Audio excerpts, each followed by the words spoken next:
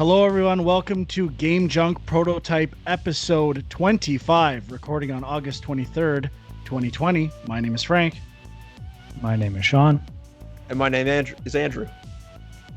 And what we're going to be talking about the big DC FanDome announcements with two Batman games or in the Batman universe, which we'll discuss.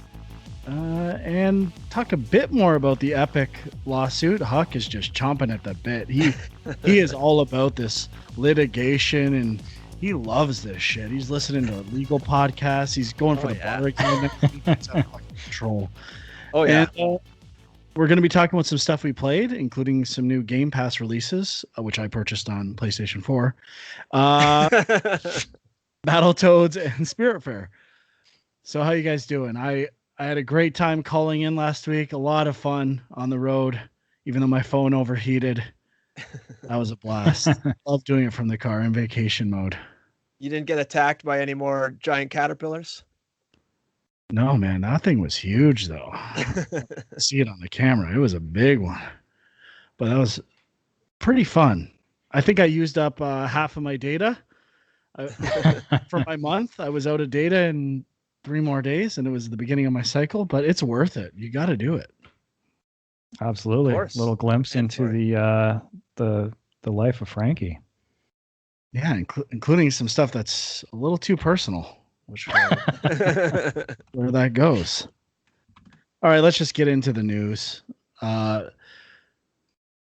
FanDome. Am I saying that correctly? I was getting some attitude from Sean there. Is that? No, I was giving you the attitude of it's FanDome, baby. Okay. All I have to say is I was really hoping they were going to release some sort of Mad Max game. Didn't Mad Max and the Terrordome or something like that? What was that movie? Am I not thinking of the right movie? Beyond Thunderdome. FanDome? That's the one. Yeah. Yep. But they did not. They should have. Isn't Terrordome Public Enemy? Terrordome? Maybe. Yeah, I could get the wrong thing. Terrordrome is TMNT. No, that's Technodrome. Jesus Christ. Oh, Technodrome. any of We're all those wrong. would have been better. Any of those would have been better than what was announced. Terrordome is Public Enemy. Welcome to the Terrordome. Come on. Oh, okay. Let's get a Public Enemy game going. Either one. All of those would have been better than what we got, I think. Okay, well, let's start with, you want to do Gotham Knights first or Suicide Squad Kills the Justice League? Let's do the Gotham Knights. That one was first. I don't know what order they happened in. I was just catching up today. The Gotham Knights. Start with the opening act. The opening act was Gotham Knights. Okay, Gotham Knights is a follow-up to the Arkham series developed by, I believe, Warner Montreal, correct? Yes. The same group that did Batman Origins, which I don't think has made a game or Arkham Origins, pardon me, for quite some time. Now, this one, they had a trailer, they had a gameplay video that was about 7 minutes, and it featured co-op play, which I was certainly very excited for. I often comment that there's not enough co-op games with campaigns, so I did really like seeing that. Obviously, the big thing with this game is Batman is not present at the beginning of the game. He's presumed dead. Everything I'm reading seems to allude that he might return in some form, or I don't know. That's the vibe I got from the articles I read. But yeah, you play, for now anyway, 4 characters. There's Batgirl, Robin, Nightwing, and who's the other one? Red Hood. Okay. So I don't know. I thought it looked pretty good. I love that series. I'm certainly excited for more games in that series. It felt like a good fit to me in terms of, continuing the series using what seems to be last gen technology to some degree. I didn't get the sense that this was a next gen game at all. It looked good, don't get me wrong, but it felt like peak current console generation. And I don't think the videos I watched did not say what consoles it's coming out for specifically. I'm assuming it's going to launch on like PS4, like probably on PS5, but also PS4 and Xbox One. I think it's going to be compatible with everything. That's the vibe I got. at least from the look. I believe that is true. And so that to me is why it was a little underwhelming. I still think it could be a very good game, but I'm not. The one thing, I'll just get what I have to say out of the way. One thing I'm not crazy about, and it was during the gameplay where it leads up to Mr. Freeze. Is it Mr. Freeze or Dr. Freeze? I don't even know. Mr. Freeze. Mr. Freeze. And it's really showcasing the enemies and talking about a leveling system where enemies scale with you based on your level. Now every game has to have some leveling system. Again, they're all becoming the same thing, which I'm not crazy about. And what I was struggling to come to grips with, and is putting hesitations or doubts in my mind for this game, is the reason I love that series is the combat. It is the number one reason. And it had a revolutionary combat system integrating rhythm game ideas into its mechanics, and it's been copied and reused by many other games. And I love that. And now that you're integrating co-op play, I don't know how that continues to work in the traditional way with, some kind of group of enemies surrounding you and how they coordinate those attacks. I didn't see any gameplay with multiple enemies where you're picking who you're going to attack next, looking at signals and indicators, and kind of doing this rhythm problem solving as things are coming at you, whether you need to stun them or cape them, dodge over them, all the things I love about that series, and they've continued to expand upon. I didn't see any of that in this. And that is a big warning sign to me, or a red flag. And I'll give two other examples, or one or two.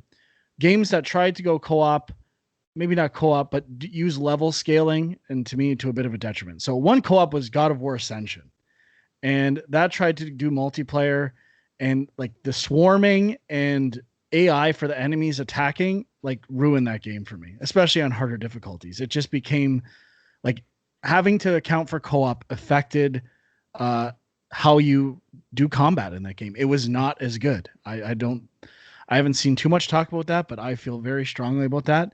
And even where Assassin's Creed has gone with leveling up enemies and every game doing that, I'm just not a fan of it. What I like about those games is they're very meticulously designed. It's about expanding combat possibilities as you get better and unlock new skills in the game. And when you start trying to do this leveling up system, I start to get a little concerned. Even when I've done it in stuff like Borderlands and people are at different levels and it scales to the highest level, like I'm not crazy about it. I'm not saying it can't be done or there aren't good examples of it, but makes me a little hesitant with this particular series. I think those are my main thoughts. What do you guys have to say? I feel kind of similar. I beat Oblivion at level 2 because you only leveled up when you slept in that game, and I only slept one time. So I just kind of cakewalked my way right to the end.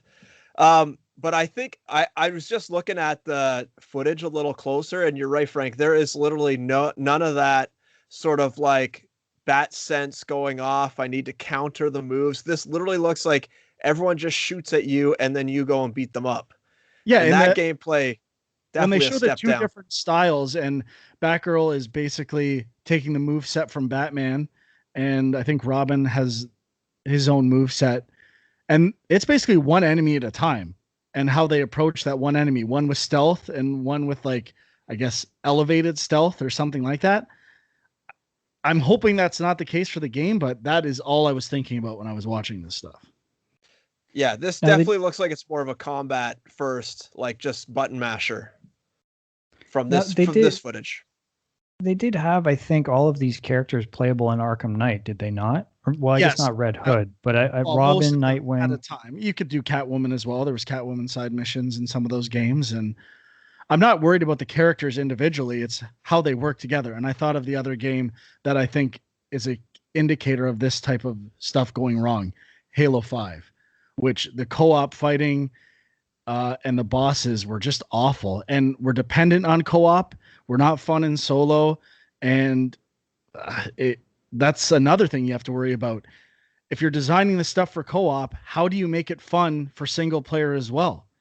And it's a huge design task to do and I personally have not seen it done to the level I would expect. Well, that to me is probably one of the big reasons these games are taking so long, because they're both co-op. Yes. And I agree with you. If you have a game that is, made for co-op and, really enhances that and embraces that, then the single player might suffer. And, the flip side is true. If you kind of design it with single player in mind first and then say, well, let's throw in some co-op stuff at the end, that's not going to be great either. So it is really tricky. And I've never thought about this before. I'm trying to think of who's done it right and how they fix these problems. And there's one company that comes to mind. Can you think of who I'm thinking of? Like, and they took drastic measures to achieve or like fix these problems. Are you talking about co-op games? Yeah. Valve. Like Left 4 Dead eliminates all of that stuff by the game loop is basically an hour long. And you kind of know what you're getting into. And the one that's done it best is Gears of War, by keeping it like basically a single player campaign that fits perfectly with co-op. Like that is the best to me co-op game. But Portal 2 as well was co-op, I believe. And the way like each puzzle is, I don't know, I never played it in co-op, but I think it was done pretty well. I might have dabbled in it. Yeah, I think it's a different campaign though, isn't it? I think it's been a while now. And those puzzles are designed specifically for co-op. Well, didn't we I try think that it's together? The same campaign. I think so. I think we played a bit of it together. Yeah, I think we played a few levels, and I thought it worked well from what I recall. But that was like, I don't know, 8 years ago now or something. That was a long time ago. Yeah, but it's just not easy to do. I mean, the game looks pretty good. I don't have like disaster warning signs or anything like that, but I love that series and I fear change. Yeah, I agree with you. I guess all I was saying, like, to me, these characters existed. They kind of had the same combat flow in Arkham Knight. I can't see them completely ripping that out for this.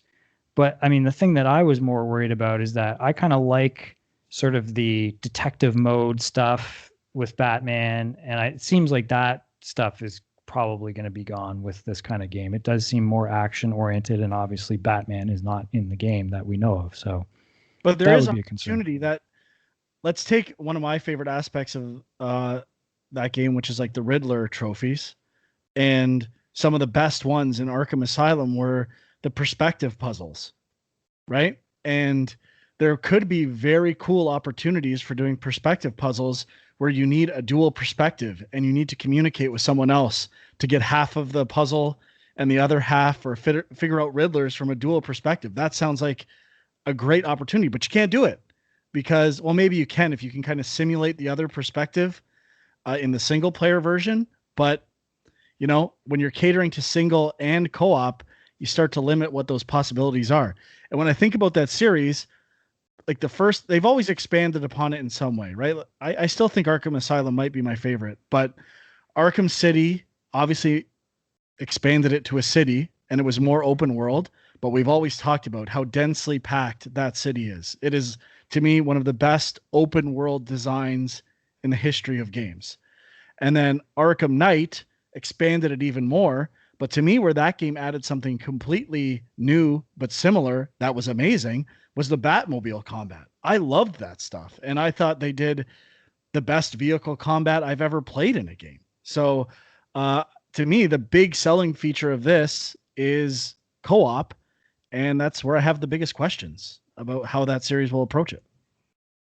I was thinking that it's too bad that they are going to lean into the co-op, or seemingly so leaning into the co-op, because I think by removing the Batman, which has all those detective things Sean was talking about, but you could open it up where you have almost like 4 character arcs you're playing as, and each character has their own little specialty gameplay, like sort of like if you had Batman as a detective, I don't know what Robin's would be, like some sort of, I don't know, circus act tricks or something. I don't know.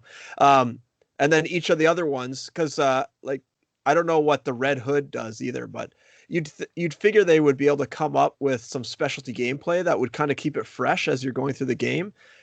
But if it's just going to be like an all-out brawler with none of the other stuff to break it up, I think that could be not very enjoyable game. Like I think with the detective stuff and the little like side missions to hunt down each of those guys and the Riddler stuff from the previous games were always what kind of drove it. I think they started that stuff in City, right?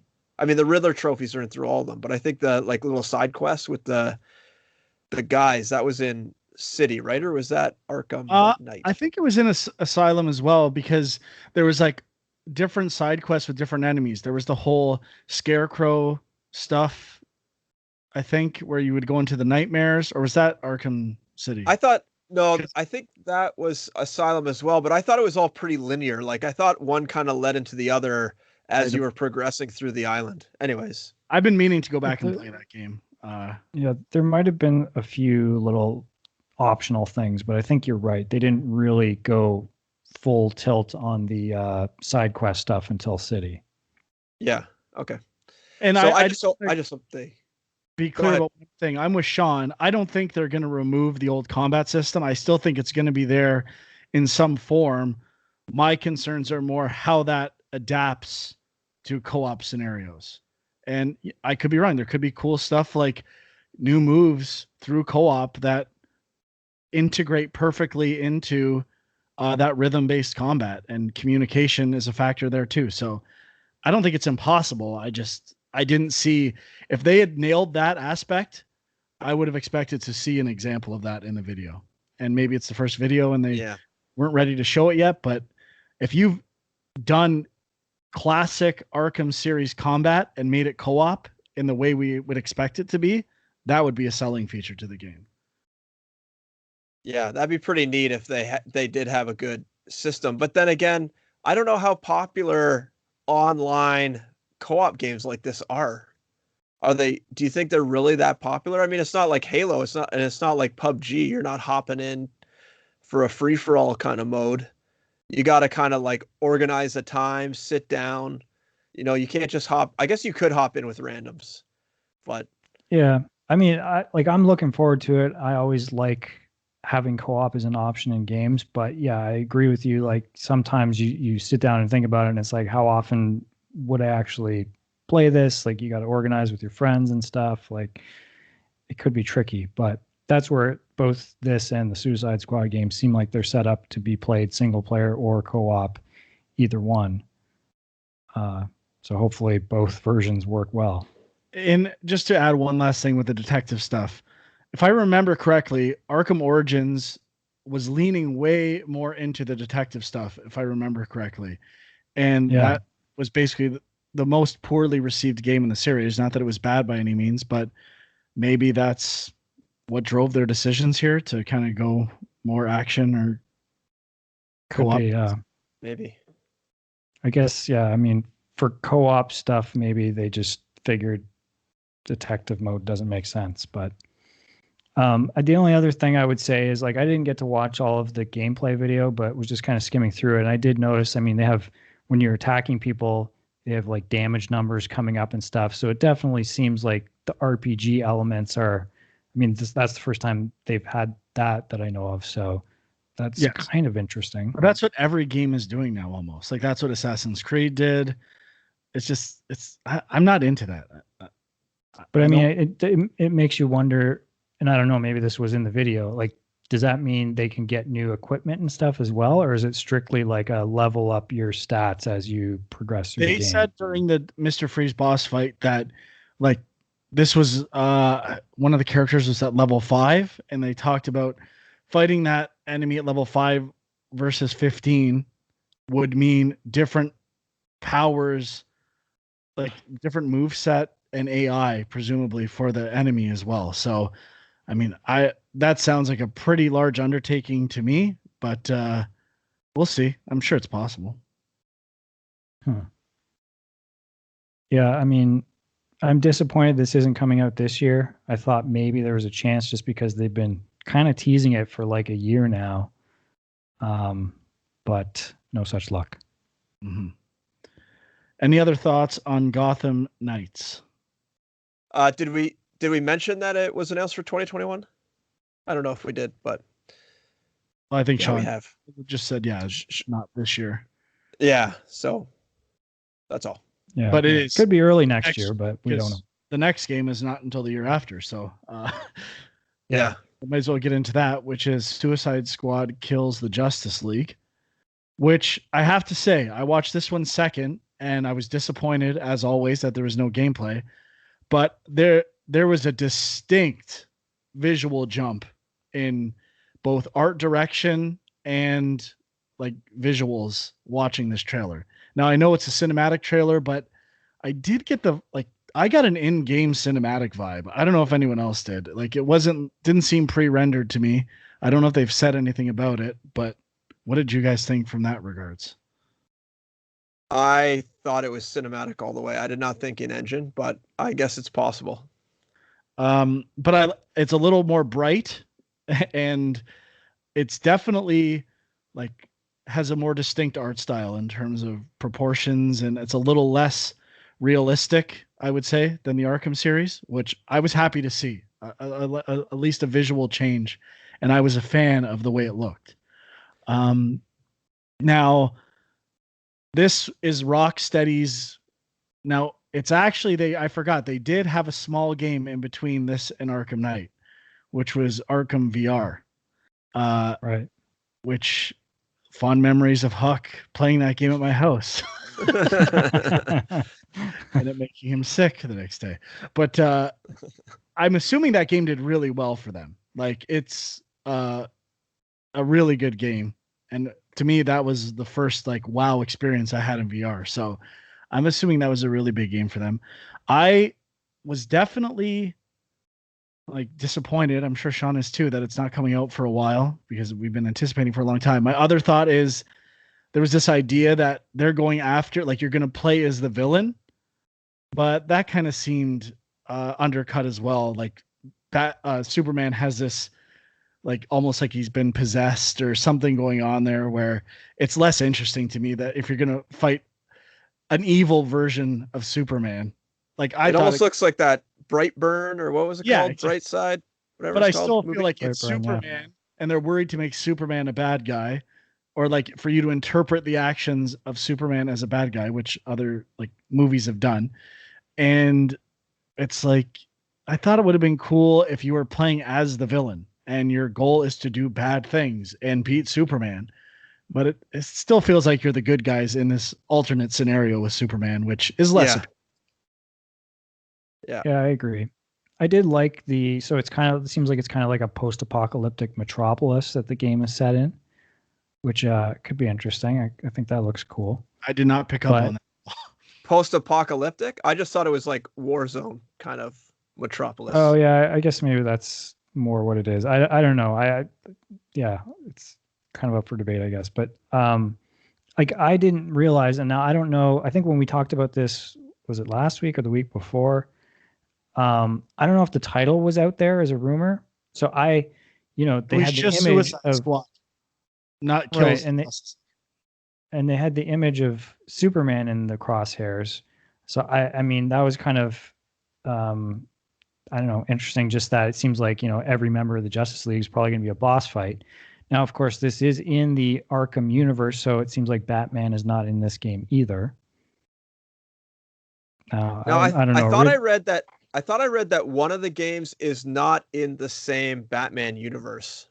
Maybe it's the Gotham Knights, but I thought I heard that somewhere that one of these games is not in that Arkham series type universe. Like they've split it off into something else, and so Batman might be here in this one, but not in Gotham Knights. I can't remember. I guess it would be the Gotham Knights. I got it right here. So W Games Montreal tells comicbook.com that Gotham Knights is an original story set in DC's Batman universe and not connected to the Arkham series. Okay. So maybe the Suicide Squad is, though I don't know if that's been explicitly stated either. And yes, Suicide Squad continues the Arkham game story. Okay. So Batman is probably still alive then.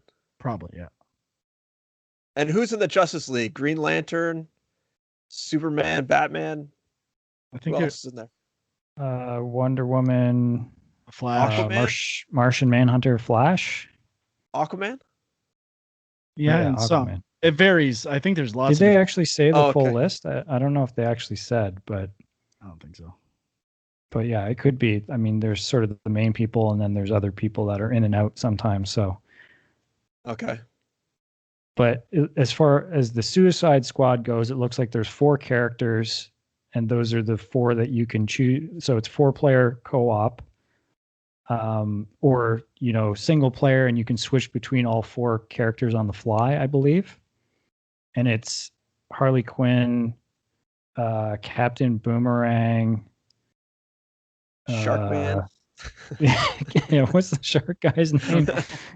And Bulls or Deadeye? Deadshot. Deadshot. DC sucks.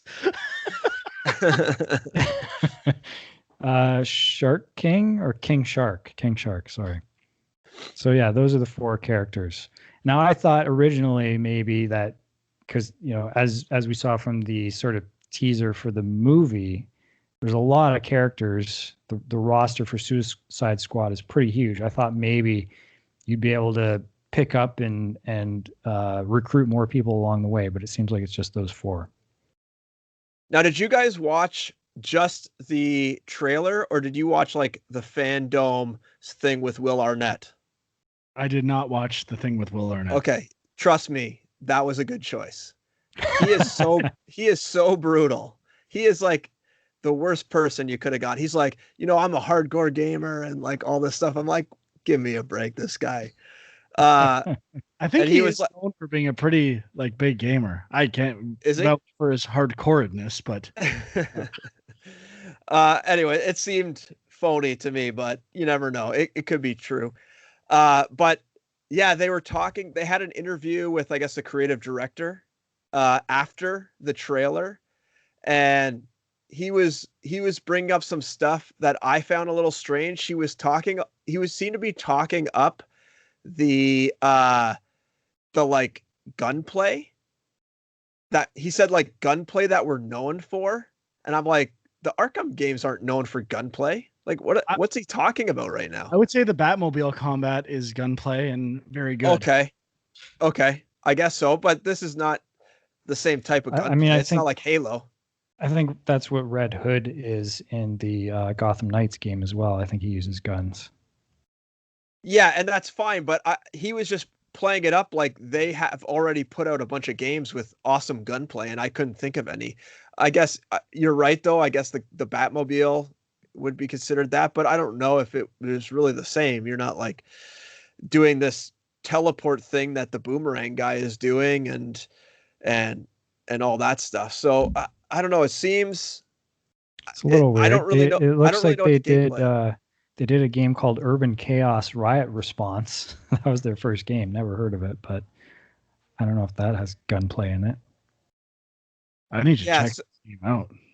Yeah, and it'll be interesting to like figure out how they're going to do that Boomerang guy, because was there a game we were working on?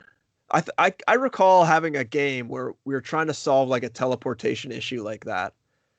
I don't know if it was a Silicon Knights or something else, but there was some game I was working on. I think it was the box / the Ritualist, because you could couldn't you wasn't there a teleportation power or something, and it was an open world game, and it was maybe. Yeah, and you had to account for a whole bunch of stuff if you tried to go, into buildings or through the wrong wall or something. Yeah, I just remember that being a headache. Obviously, if you have a constrained play space, it's not as bad, but in an open world, it can get a little tricky. Though I guess if you're following just like a track of a boomerang and then choosing when to teleport, maybe it's a little easier because the boomerang is kind of guiding things and you can't necessarily go through objects. But yeah, I just don't. And Harley Quinn, I guess she has guns, right? Or she might. She could. I mean, she usually has like the big mallet or the baseball bat. Yeah. Right. Yeah. And then I guess the shark guy is more just a brawler. So I don't know. It seems it'll be interesting to see what the gameplay actually is once they get it out and how they do sort of all the open world mechanics with that. But I would say I'm not interested at this at all. I don't really care about any of the Suicide Squad. Trying to kill Superman seems like all these people should be dead in like 2 seconds if they take him on. But I guess they're gonna have something up their sleeve to stop his laser eyes from. I think there is a comic that corrupted shut. There is a comic that this is loosely based on called Suicide Squad versus Justice League. So I think, whatever, like there's some kind of precedent for them being able to actually take them on. But I agree. I mean, but that's what I find interesting because, obviously, like I said before, the problem with the Justice League characters is they're so powerful. It's kind of tricky to let the player play as them because then you got to have enemies that are insanely powerful too. But if you flip it around and if the players are kind of the underdog taking on these powerful characters as bosses, then it's a little more manageable. Yeah. Well, I just wish they showed gameplay, and I also wish the release date wasn't 2022. So it's surprising to me that it is so far away, considering Arkham Knight came out in 2015. So it'll be 7 years by the time it comes out. I know, Dwight, you were saying you had some speculation over there. You wanted to. Well, I don't know. I mean, now that we've already been talking about it, I think the co-op thing is a big part of it. But I thought maybe because the rumors originally were that they were working on a Justice League game. So I thought maybe that was in the works. And then the movie bombed and maybe there were other issues. And then they kind of completely redid the game to be the Justice League or the enemies. But I don't know how feasible that is. I mean, Frank was also suggesting that maybe they started on Gotham Knights. I think it was reported at one point that WB Montreal was doing the Suicide Squad game. So I don't know if maybe they switched hands or something. I have no idea what happened, but I mean, yeah, they also could have been designing it from the ground up to be a next gen game. And I mean, you probably want like launching on that as a third party might be a little trickier, and you might want some time to actually, even if you're developing it on PCs, developing it on the dev kits and having installed learn the hardware. Because from what I can see, it's not coming out on previous hardware. So like you want to make sure your install base is pretty high as well when you're shipping a game of this level. So unless you like by waiting a year and a half or whatever it is with the new console, you're pretty sure you have a large audience to drive your numbers up. You'd either have to take the approach of, double dipping, which is pretty smart with like GTA and other stuff where you ship on the old generation and have another version ready to go. But it looks like this is intended to be a next gen experience. So you definitely want to make sure your sales are going to be there when you spend 7 years on it. Yep, that's true. Okay. Any other thoughts on DC FanDome? No, I think that's about it. Kind of a letdown after all that hype, and Sean's been pumping up his list with Rocksteady announcements for the last. I got a couple more years I can throw them in there. So, all right. A little more news. Huck, you wanted to dip into the Epic lawsuit again? Yes, of course. Apple. This is the proof for my bar exam. So yeah, Apple then kind of came forward and announced that they were disabling Epic employees' developer accounts, meaning that they can no longer update or I believe sign, which means like allow it to run on the devices for any game like Fortnite or Unreal Engine. So Epic actually tried to stop them from doing that with injunction. And Microsoft, I think today, came out with a letter kind of backing them up, saying, yeah, you should let them do this. Like there's other users that also use the Unreal Engine that need their support to be able to release on iOS. We have some games that use Unreal Engine, so we would like the Unreal Engine to be able to keep being updated for iOS so that we can be supportive of it. And I found that kind of interesting because literally if Epic turned around and pulled that shit on Xbox, Microsoft would be forced to kick them off as well. If they went around the pay system for Microsoft, it would be the exact same situation. And I don't understand why they would have backed up Epic in this situation. Now, I know they didn't back them up for the whole lawsuit, but just the like disabling of the developer accounts. But this is interesting because it does definitely impact a lot of other developers that use the Unreal Engine, because once Apple puts out a push or whatever to make sure that the Unreal Engine can't work anymore, that you need to update it, Epic won't be able to update it. And now all these developers are going to be out of luck. So it is interesting. People starting with Unreal Engine might not be able to get in.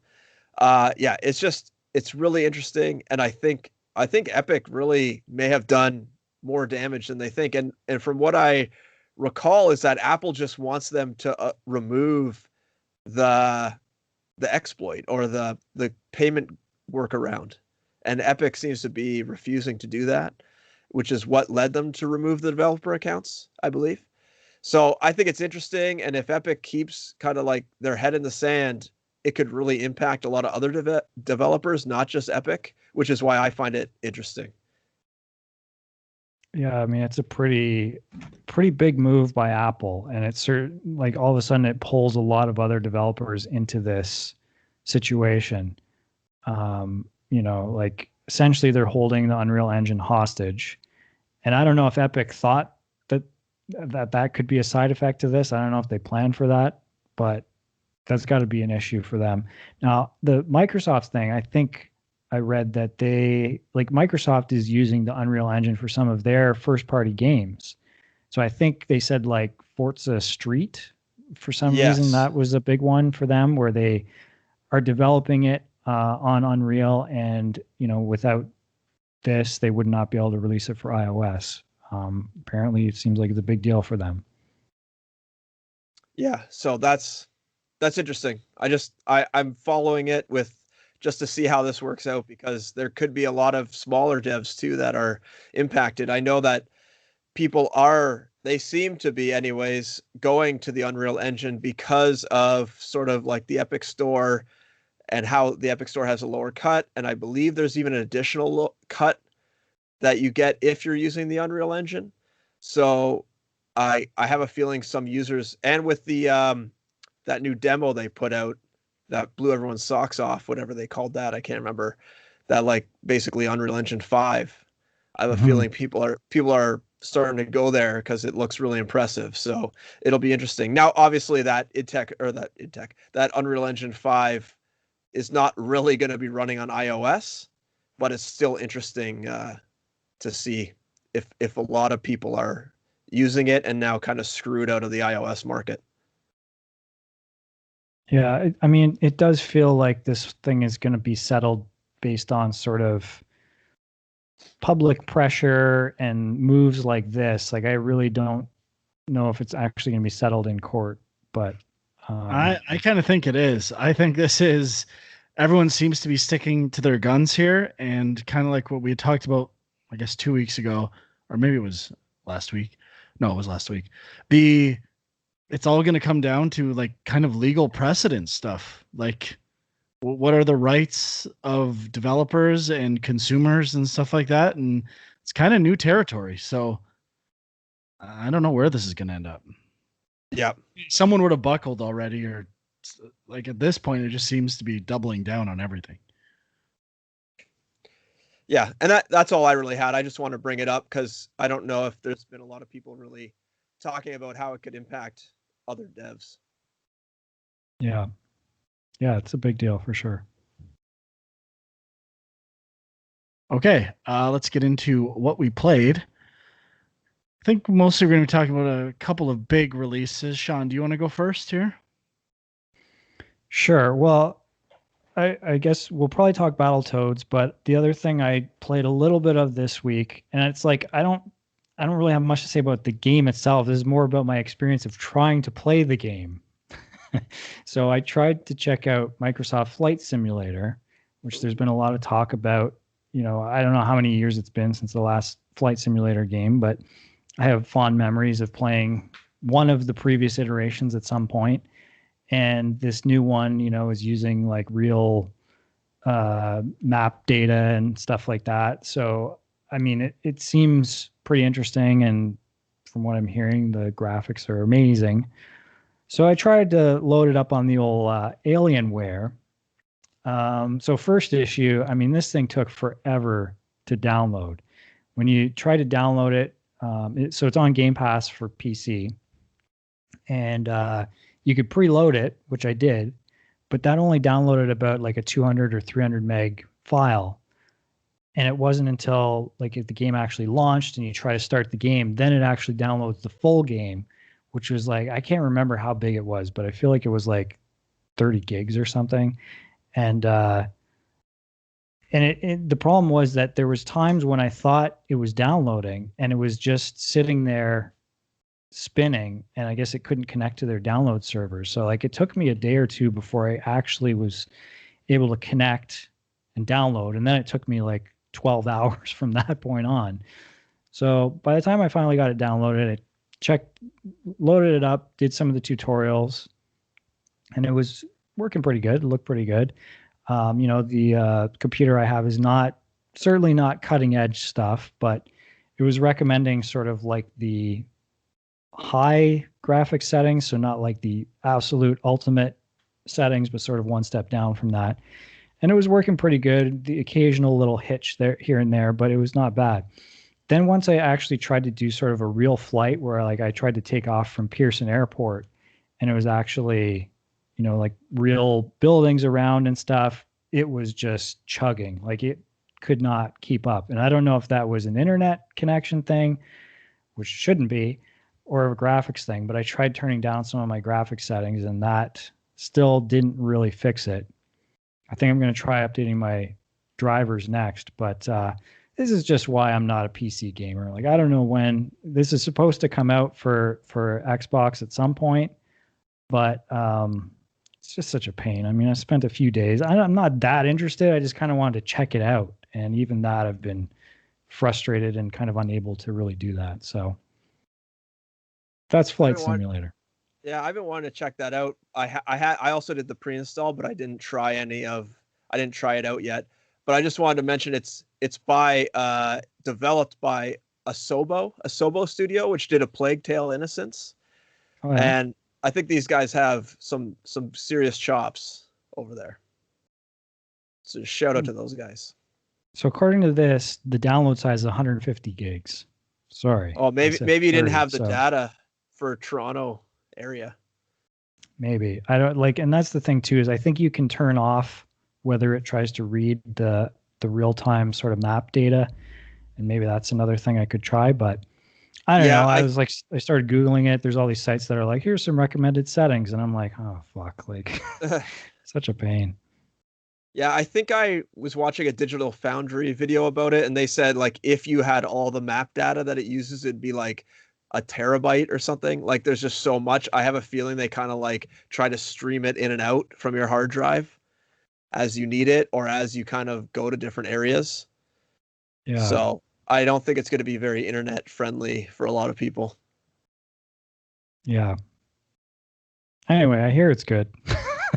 It's about all I have to say. Looking at reviews. The reviews are insane for it. Yeah. Although apparently it's getting review bombed because the download times are so huge. So don't believe those customer reviews necessarily. Okay, next. Yeah. Was that? Oh, what do you want to talk about? Spiritfarer? Oh, whatever you want. Whatever game you want to get into. Oh, I guess. Okay, I'll just hit a couple quickly. I played some games that are a little older. One that's brand new, but I played Final Fantasy VII came to Game Pass. So I've been playing that. I've been loving it, just the original. And that 3x speed is game changing. It's so amazing to be able to just zone out and grind extra fast and get whatever money or whatever you need. Oh, it's great. I love it. I don't know how I could play a game without it now. I also tried a game called Judgment, which is that Yakuza game. So you play as like a detective / lawyer, and it's mostly so far. It's mostly been like the other Yakuza games. Like I played Yakuza 0 recently, and basically you run around a small city. I believe it's the same city actually, and you get into random like street brawls with people to gain experience. But then there is this added sort of like detective element where you do like photo analysis and you fly a drone around trying to detect thing, and you do sort of like dialogue interrogations. You have to like basically they give you like 3 dialogue options and you have to choose the 2 that are correct essentially. But and then there's like all this other like RPG stuff with friends and getting other side quests. Pretty good story so far. I'm maybe like 4 or 5 hours in. It is basically just like a lot of fetch quests, and it doesn't feel like you're really going anywhere because you're in the same city the whole time, and you're just kind of like jumping from point A to point B and getting little bits of story, and then like heading back to your home base and branching off. So it is getting a little stale, but I think I'll keep playing it though. I looked and it looks like a pretty long game. So I don't know how much longer I'll be able to kind of stick with it if it doesn't change up the formula a bit, but I've been enjoying it. Another game I played. Was this inspired by like I know they did Yakuza as well, but they were the developers of Binary Domain? I don't know. Be awesome if it was. They are, yeah. Well, Judge. Yeah. I gotta keep playing it then. Obviously, gotta platinum this. And then the other game I got, which just came to early access, is Rogue Legacy 2, which I played. Really? I don't know, tons and tons of hours of Rogue Legacy 1. Yeah, Rogue Legacy 2 just came to early access this week. And so I've been playing that. I put in maybe, I don't know, 5 or 6 runs. It looks great. They upgraded the graphics. The enemies, there's new enemies, but the gameplay is very similar. I would say that the gameplay controls maybe don't quite feel as tight as I remember them being from the original Rogue Legacy, but a lot of that could be just because I was so into the first one that I knew the ins and outs of everything in that game. And the upgrade trees are all pretty similar. And I'm enjoying it. It's really good. I probably won't play it too much. I'll probably wait. There was some bugs, like when I first started, you play through the little intro and then you drop down into like the main castle, and then it was just like a blue screen and I couldn't do anything. I had to quit and then reload, and then it was fine. But just like little bugs like that'll crop up, I'd rather just wait until they're all ironed out and all the balancing is just right and all that stuff. So I was enjoying it. I don't know if I'll play much more before, it gets some more more updates, but it was a good little game to and I worked with one of the guys that made it. His name's Teddy, and I really enjoying it so far. And the last thing was, I didn't know about it, but I'm kind of like the old art style better. This one is like super polished and less 16-bit. And I heard that they switched it to be more like 3D models, and I think they actually have like a lighting solution now rather than like like you said, 16-bit 2D. Sounds similar to, I think Guacamelee 2 did some stuff like that too. Yes, I believe it was still sprites, but they did stuff sort of like what's that Alien Trap game that did it? Cryptark, I believe, where they actually put like normal maps on the 2D sprites so you can actually light it like as if it was 3D. And I'm guessing maybe they're using like Ori. I don't know if Rogue Legacy is developed in Unity, but Ori, I think, did like 3D models that appeared to be 2D and were animated like that. So it's kind of typical. I've done games like that. It's pretty easy. You basically have a 3D model, you animate, and then you basically just set a camera and you just like take keyframes. Yeah. As if it was running in 3D, and then you have your 2D sprite. But yes. Yeah, I didn't even know about that. I can't wait for it to come to consoles. Did you have something else you were going to mention? Spiritfarer? Spiritfarer. Spiritfarer. So I had been eagerly anticipating Spiritfarer. I love Thunder Lotus, even though I didn't play Sundered that much, and I don't think I got it. I think I need to go back to Sundered. I love Jotun. Uh, they're all their games are like heavily like animated, and I would say influenced by like bashy type movies. And I just love the look of all their games and their approach to scale. I think they nail scale and perspective for 2D games. And I had met the main guy from Thunder Lotus, Will, when I was doing press stuff for and shows for Embers of Miram, and he was a really nice guy. But I was really looking forward to this game. It's one of the few accounts I follow on social media, and I was like, this game looks amazing. I didn't even know what type of game it was, and I thought it was Xbox exclusive.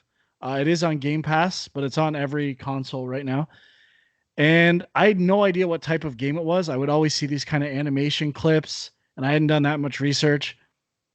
And I didn't know what type of game it was at all.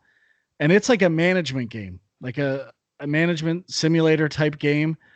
And you're basically helping souls or guiding souls on your ship and kind of making them happy and farming resources and exploring this world all at the same time. It's definitely scratching a Viva Pinata itch that has been missing in my life for a very long time. And it's a pretty simple game, but I am absolutely loving it so far. I'm probably 4 hours in, something like that. And I just love the art style. The animation just blows my mind. It's to me, out of all the like indie games I've played over the last little while, now I haven't finished this one yet. This to me is the one I'm like the most jealous of as a developer. Like it seems to be like, I wish I could have come up with this and executed it to this level because it is phenomenal. I got to keep playing it. Huck, you're going to get into some issues you're starting to run into, and I'm feeling that a bit. I think I know where it's going. I hope I'm right, but it feels like a really unique vision that's executed really well. There's nothing really clumsy about it so far, and we'll get into stuff that I do find clumsy in Battletoads and other games, but I am in on Spiritfarer. Yeah, so it is, you are on a boat, and you basically, the game loop is essentially you travel between towns and areas that have resources, and you collect those resources or purchase upgrades. And in the meantime, you can fish and grow crops, cook, do other activities on your boat that you unlock as you purchase them. And I thought I was really enjoying that game loop. I'm about the same as you. I'm 3 or 4 hours in, but it is getting a little stale for me. And I feel like basically I'm just grinding for resources to upgrade the next thing. And the gameplay hasn't really started to evolve at all for me yet. It seems that I'm just stuck in that same loop, and I'm basically just going to the places that I need to get resources at. Now the map is starting to expand, and I haven't really gone to all the new places that I have quests for yet. So I'm hoping that as I go to those new places, maybe there'll be new things to do. But so far it has been basically just like collect these resources for me and upgrade this thing, or, figure out how to get to this area that you need to like double jump up to or something like that. There hasn't been too much really interesting stuff yet. I really like, as far as these types of games go, I mean, I'm into the core thing, and like Viva Pinata to me is driven by the art style and like loving the world that I'm managing. And I have that aspect with this game. What I think is really unique to it is the mini games for doing stuff are incorporated. Well, there's two ways that they're incorporated. One is a platforming way, which I love, when you're collecting those like ghost things, jellies, jellyfish, and lightning in a bottle and stuff like that. That's like making platforming a mini game, which I absolutely love, and it incorporates a lot of variety. And then on top of it, there's like mini games that are, basically just holding or pressing buttons or sawing the logs in unique shapes that, like, really, when you're like waiting while people are sleeping on your boat and playing these things and getting stuff done, there's enough variety there and enough different things to do, including fishing, which is simple but fun, that I never find myself feeling the burn of the grind or anything like that. And I think some of the stuff you're talking about, looking at the relationships you establish with the spirits on the boat, it's they start to automate some of that stuff for you. I haven't fully understood that system yet, but as they get happier, they do stuff automatically. So I'm hoping that alleviates some of your concerns, but I can't say that definitively yet based on what I've played. Yeah, I had noticed that with the one spirit that makes the linen for you, but I didn't quite get that it would be creating the resources for me. I guess maybe hadn't noticed that some number was ticking up or whatnot. I don't get it completely yet either. And every once in a while, that spirit I would talk to, and they'd say, I was holding on to this to do something with it for you, but do you want it now or something like that? And I don't know. I'm just getting into those systems. But when I saw the initial images, I'm like, I don't know how to, like, we often talk about watching gameplay trailers and how do I play this game? I did not know. I just thought the animation was cool. I didn't see the game in it when I saw stuff for it. Yeah, it wasn't clear. I'm very happy to like really love the gameplay. So that was a pleasant surprise when it got released, and I played that. And next, I'll say Battletoads, and Spiritfarer landed. Battletoads did not. And just one last point on Spiritfarer. I just wanted to say that I appreciate what I appreciate about the game though is although it's like a resource management sim, I've never really felt stressed that I'm missing anything or that I need to rush to do anything. It's very chill in that regard. Yes. So I never feel like, oh no, I need to finish this by the end of the day, or I need to like rush to get to this place by the end of the day. That hasn't come into effect yet. And I appreciate that. I like that aspect of it. So I think I can come back to it knowing that a little easier. I don't have any stress built up. Like it's not like I'm rushing to like harvest all my crops before I pass out from being too tired in Stardew Valley or anything like that. So I think that is a big plus of this game. I do like the chill factor as well. I definitely got that vibe.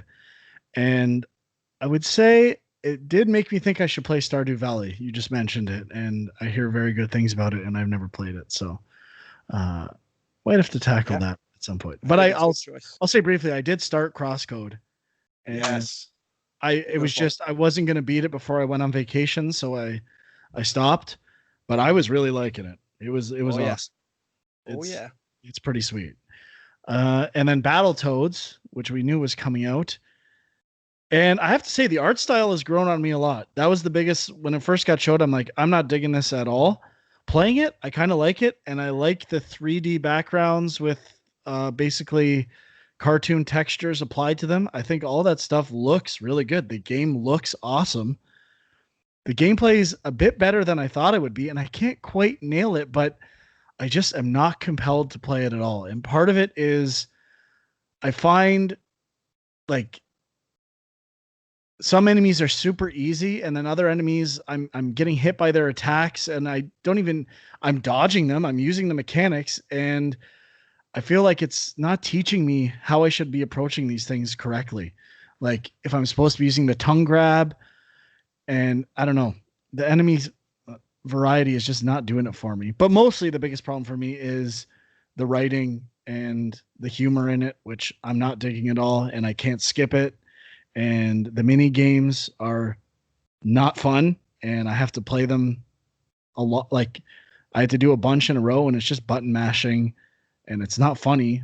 I don't know. It's not a train wreck by any means, but like out of those two games, I just want to keep playing Spiritfarer and Battletoads. I have to like force myself to play to talk about on the show, and I'm like, I can't see myself playing this anymore. Yeah, I played a bit of Battletoads. I mean, I'm kind of at the end of Act 1 now. But now the one thing, I played it co-op. I played it first with the kids, and I tried on normal. We had to bump it down to easy. Now, that one thing that maybe is annoying for some people is once you start a game on a certain difficulty level, you can't switch it on the fly.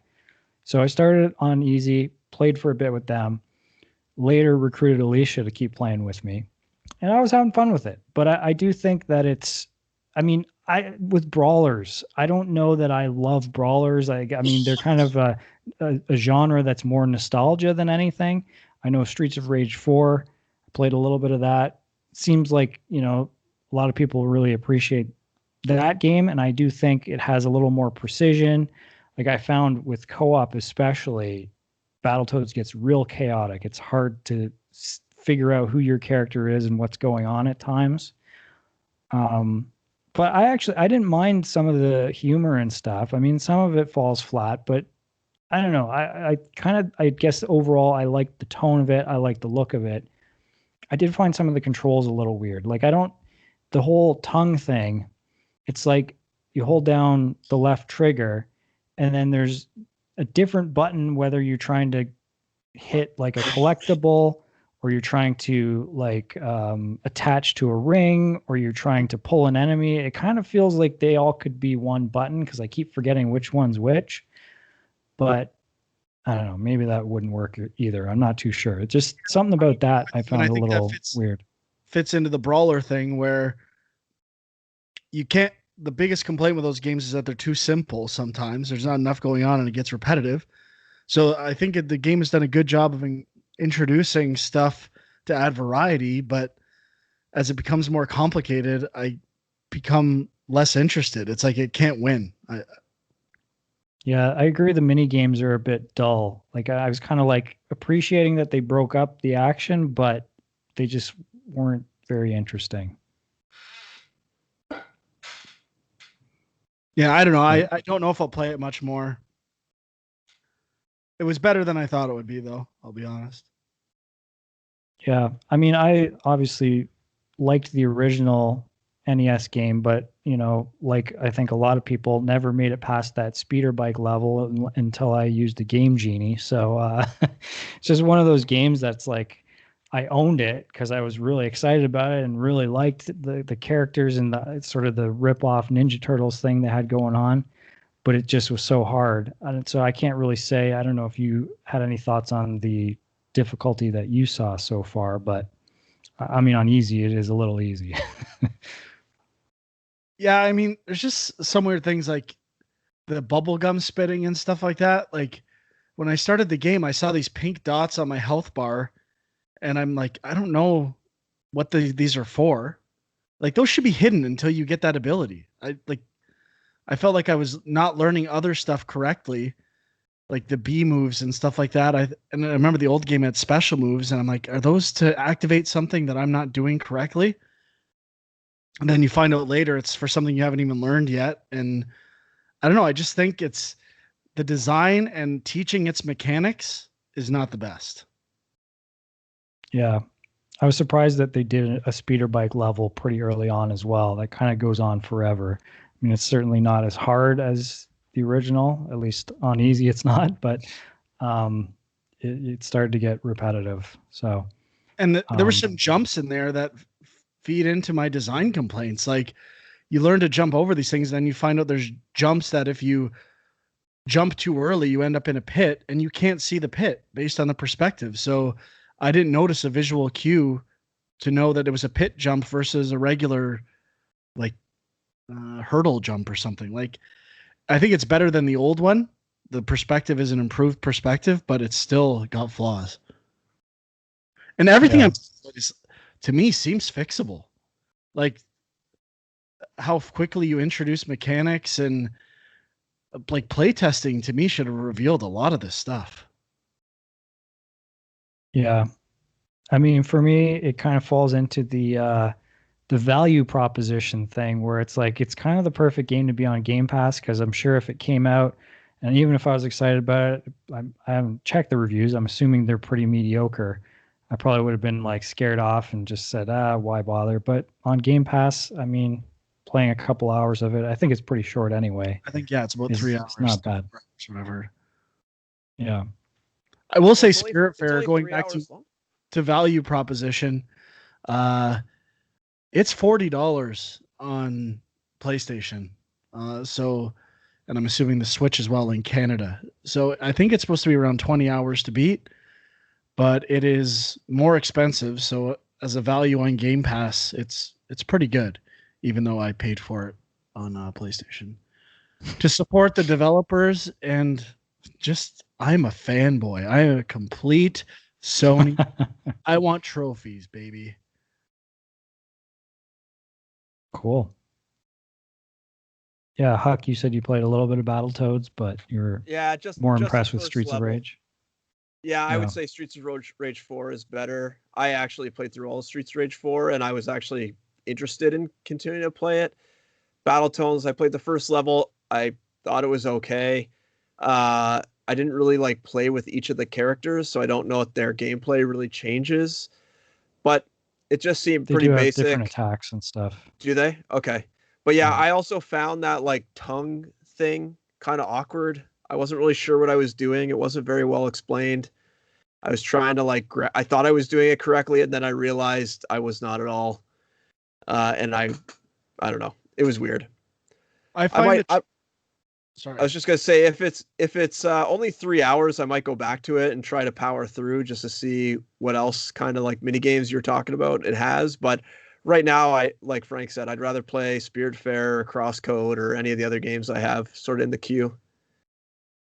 Yeah. I found the way they I find the charge mechanics, the B button ones, confusing as well, and not crazy about them. And when they introduced it, it started saying like, press X and B to do, I can't remember what they're called, these different attacks. And I just kept screwing them up. I know like you're supposed to hold it, but because the game is known for its like insane animations where the characters turn into like different objects and stuff like that, your visual feedback is that you've started the attack to let go. Like you really have to get used to what these animations look like to know, because you have to hold it for a certain amount of time, but it's not really clear how long.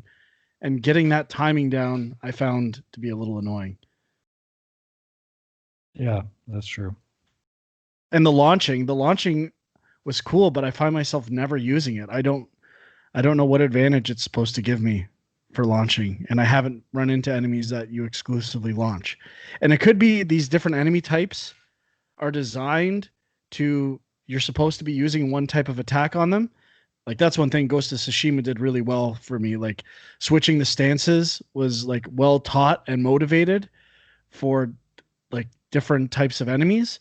And this one is not teaching me how I should be approaching or using my different techniques other than to get combo and style ratings, which is not enough for me. Yeah, I think it is mostly style stuff, but maybe that changes as you progress. Mm-hmm. Well, that's it for me. Do you guys have anything else you wanted to mention? Nope. No, I think that's it. Okay, well, we'll wrap up this episode.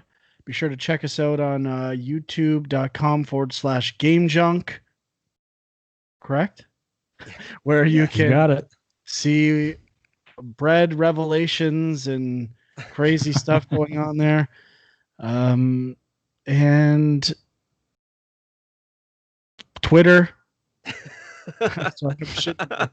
Just say we're on Twitter and Facebook. People will figure it out. My Angry Q, Equilibrium Sis, Sean, Game Junk Podcast. You know what? Let's get Film Junk a plug too on Twitter. Yep. Other than that, I don't know what we're going to talk about next week. Does anything big come out this week? No idea. There's a few things on Game Pass yet again, but I don't know if there's any big releases. Well, hopefully something happens. But until then, I'll be playing Spiritfarer and maybe getting back into Crosscode because it is good. Oh, you need to. Okay. We'll see you next time. Bye-bye.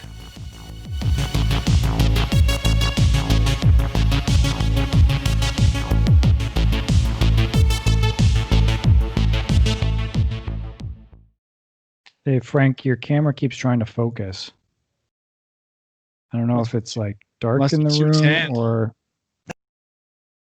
Platinuming binary domain takes 120 hours. Fuck. I don't even know if you could do it anymore because I think you need multiplayer. I went on multiplayer. I was trying to do it on Steam for a bit, And one of the easiest trophy is like win one match.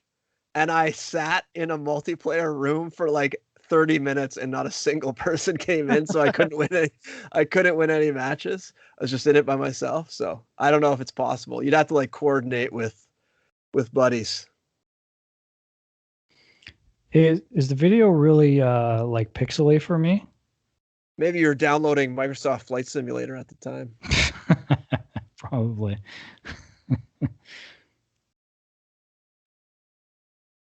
Uh-oh. Second in line for Ghosts of Tsushima at the library. The old library. The original Game Pass. That's right. The real Game Pass.